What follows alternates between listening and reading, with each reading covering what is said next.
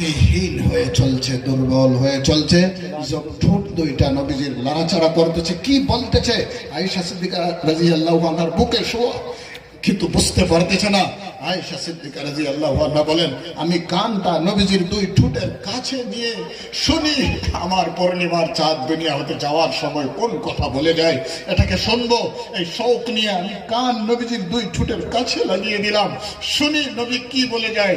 নবী আখেরি শব্দ যেটা দুনিয়া হতে যাওয়ার সময় বলে গিয়েছেন, আসসালাহ আসসালাহ ওয়ামা মালাকাত আইমানুকুম, নামাজ। হাই হাই, নামাজ। ওয়ামা মালাকাত আইমানুকুম, অধীনস্থদের ব্যাপারে ইনসাফ। আস্থা কোরআন হাদিস, আস্থা ইসলামটাকে এক শব্দতে প্রকাশ করতে বললে সেই শব্দটার নাম